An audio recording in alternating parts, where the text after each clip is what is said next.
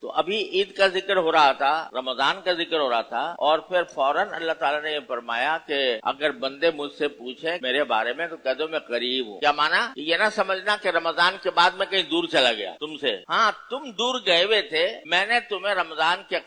اندر قرب عطا کیا کہ تم رمضان کے اندر ذرا قریب آ گئے میرے سے۔ یہ نہ سمجھنا کہ رمضان کے بعد میں دور چلا جاؤں گا، میں تو تمہارے قریب ہوں، ہاں تم ہی مجھ سے دور چلے جاتے ہو۔ رمضان سے پہلے چلے گئے تھے دور، میں نے تمہیں بلایا اور بلا کر تم سے کچھ عبادتیں کروائیں، دعائیں کروائیں تو تم قریب آ گئے۔ جہاں تک میرا تعلق ہے میں تو قریب ہی قریب ہوں، رمضان سے پہلے بھی قریب تھا، اب رمضان میں بھی قریب تھا، اور رمضان کے بعد بھی تمہارے قریب ہوں۔ اور دوسری جگہ قرآن کریم نے فرمایا نحن اقرب الیہ من حبل الورید، ہم اپنے بندے سے اس کی رگ جان سے زیادہ قریب ہیں۔ وہ رگ جو کہ انسان کی زندگی کا دار و مدار ہوتی ہے اس سے بھی زیادہ قریب ہوں میں۔ تو یہ نہ سمجھنا کہ رمضان کے بعد میں کہیں دور چلا گیا ہوں۔ جیسے بعض لوگ یہ سمجھتے ہیں کہ بھئی رمضان میں تو دعائیں قبول ہوتی ہیں، رمضان کے بعد شاید قبول نہ ہوتی ہیں۔ بھائی تعالیٰ فرماتے ہیں کہ نہیں، میں تو قریب ہوں، تم دور چلے جاتے ہو، میں قریب ہوں۔ اجیب دعوت الداعی اذا دعان، جب کوئی مجھے پکارنے والا مجھے پکارتا ہے تو میں اس کا جواب دیتا ہوں۔ لہذا بندوں کو کیا چاہیے؟ فَلْيَسْتَجِيبُوا لِي، جس طرح میں ان کا جواب دیتا ہوں اسی طرح وہ میری پکار کا بھی جواب دیں۔ میری پکار کا جواب دینے کا معنی کیا ہے؟ کہ میں نے جو احکام ان کے لیے مقرر کیے ہیں وہ ان احکام کو بجا لیں، کہ آگے سر تسلیم خم کریں اور وہ مسلسل اللہ تبارک و تعالیٰ کے احکام کی پیروی میں زندگی گزارے ہیں۔ ٹھیک ہے نہ صحیح رات کو 20 رکعتیں پڑھ، رات کو 20 رکعتیں پڑھنے کی اب ضرورت نہیں رہی، جیسے کہ رمضان نہ صحیح روزہ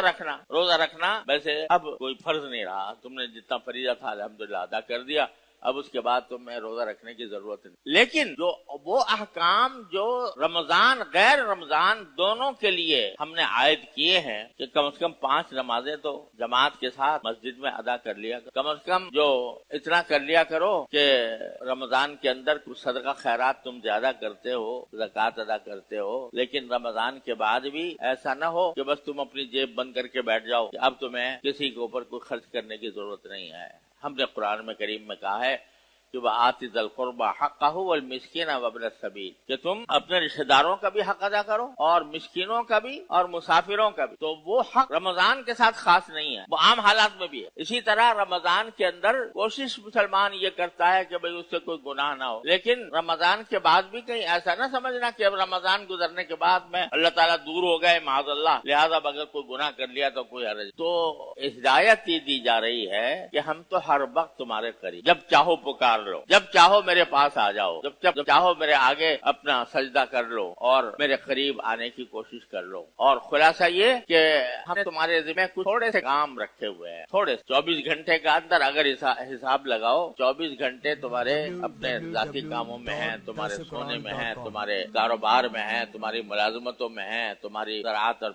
کاشتکاری میں ہیں، لیکن ہم نے بس ایک کام کہا ہوا ہے کہ بھئی سارے دن میں 5 نمازیں مسجد میں جماعت سے آ کے پڑھ لی۔ تو اب ہم تم سے تراویح کا مطالبہ نہیں کر رہے، لیکن جو فرض نمازیں ہیں وہ تو کم از کم پابندی کر لو کہ جماعت کے ساتھ مسجد میں آ کر ادا کرو، کیونکہ میں تم سے قریب، تم دور چلے جاتے ہو، تم دور نہ جانا، اب واپس آ کر اپنے پروردگار کی احکام کی تعمیل میں اپنی زندگی بسر کرو، 5 نمازیں پابندی سے پڑھ لو۔ کچھ گناہ ہیں جو ہم نے بتا رکھے ہیں کہ یہ کام کرنا اللہ تعالیٰ سے دور ہونے کا مرادف ہوتا ہے، وہ کیا ہے کہ اپنے نظروں کی حفاظت کرو۔ تمہاری نظریں ہم نے اس لیے دی ہیں تاکہ اس کے ذریعے تم اپنی ضروریات پوری کر سکو، تاکہ اس کے ذریعے تم دنیا کے خوشنما نظاروں سے محظوظ ہو سکو، لطف اندوز ہو سکو، لیکن اس لیے نہیں دیے ہیں کہ اس کے ذریعے تم شیطان کے تیروں کا نشانہ بنو۔ حدیث میں آتا ہے النظر سہم من سہام ابلیس، آنکھ جو ہے وہ ابلیس کے تیروں میں سے ایک تیر ہے، یعنی اگر اس کو غلط جگہ استعمال کرو گے، کسی نامحرم پر نگاہ ڈال کر اس سے لطف اندوز ہونے کی کوشش کرو گے تو یہ میری دی ہوئی نعمت کا بدترین استعمال ہے، اس سے پرہیز کر، نگاہوں کی حفاظت کرو، اپنے